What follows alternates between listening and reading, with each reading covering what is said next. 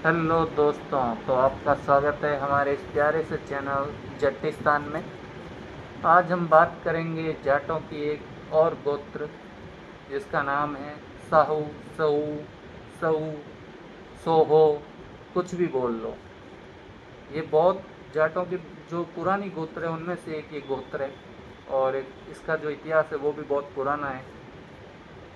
तो सहू गोत्र माना जाता है कि जो ग्रीक राजा हुए थे उनमें भी एक सहू राजा था जिसका नाम सहूरे माना जाता है। तो कुछ सहू लोग अपना लिंक उससे जोड़ते हैं कि जो सहूरे राजा था ग्रीक में, इसका भी मैं स्क्रीनशॉट डाल दूंगा। जैसे कई और भी राजा हुए थे। असुर बेनीपाल नाम का एक राजा हुआ था, जो आजकल के बेनीवाल लोग हैं, ये अपना वंश उससे ढूंढते हैं। गिल गेमिस नाम का एक राजा हुआ था, जो गिल जाति है वो अपना पूर्वज उससे बताते हैं। आज भी कई लोग वहाँ रहते हैं उन देशों में, जो ये अपने मध्य पश्चिम के दो देश हैं, वहाँ पे बहुत सारे ऐसे जाट रहते हैं। कभी हम कुश्ती का मैच देखते हैं तो हमें ये महसूस हुआ होगा कि हमारे इधर के जाट ओलंपिक में जाते हैं खिलाड़ी कुश्ती के, सामने जो उनको टक्कर देने वाले होते हैं ना, ये लगभग यहीं के होते हैं, ईरान के, तुर्कमेनिस्तान, उज्बेकिस्तान, किर्गिस्तान। तो ये सारे मतलब जाट नस्ल के ही लोग हैं। उसके अलावा अगर हम उसके बाद की हिस्ट्री देखें तो सऊ मतलब पुराने टाइम में संघ बने हुआ करते थे। तो सऊ जो थे वो पृथ्वीराज चौहान के संघ के साथ थे। अब कई लोग पृथ्वीराज चौहान को अपना बताने पे तुले हैं, कुछ बोलते हैं हमारा था, कुछ बोलते हैं हमारा।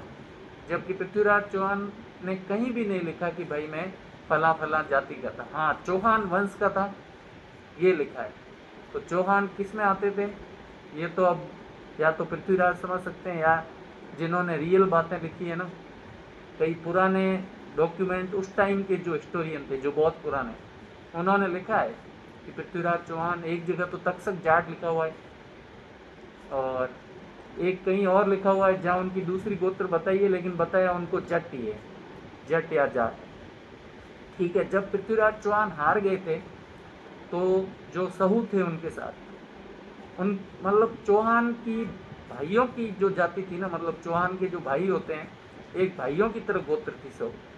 तो वो पहले अपना संग भी अपने पीछे लगाते थे, सहू चौहान ऐसे भी लगाते थे।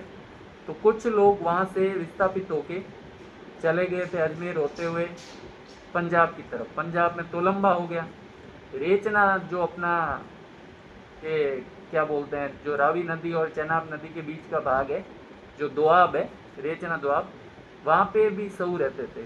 और इस बात की पुष्टि हम आईन अकबरी से भी कर सकते हैं। और उनके पास मतलब इन्फेंट्री भी थी, कैवेलरी भी थी, मतलब घोड़ों की और पैदल सेना भी थी। एक अच्छी खासी ज़मीन पे वो अपना हक रखते थे। तोलंबा में भी वो वहाँ की जागीरदार थे। आज भी उस जगह सऊ रहते हैं बहुत सारे, मुल्तान में।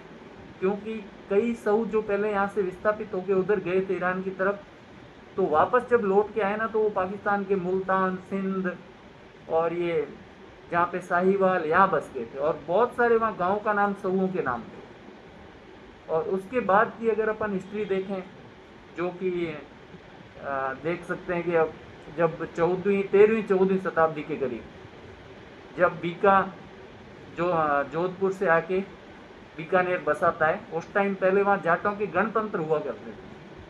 सात पट्टी राज बोला करते थे उसको, सात पट्टी राज। अब उस सात पट्टियों में एक सऊओं की पट्टी थी जिसके अधीन 84 गांव आते थे। और उनकी राजधानी जो थी धानसिया थी। पहले उनकी राजधानी भाड़ंग थी, लेकिन जाटों की दो गोत्रों के मध्य युद्ध हो गया था, और उस कारण से उन्होंने अपनी जो राजधानी थी वो धानसिया बना ली। पहले उनकी भाड़ंग में किला बना रहे थे वो, और उस पर कोई छोटी सी बात पे उनका सारणों से युद्ध हो गया था। सारण जो जाटों की जाति गोत्र होती है उससे।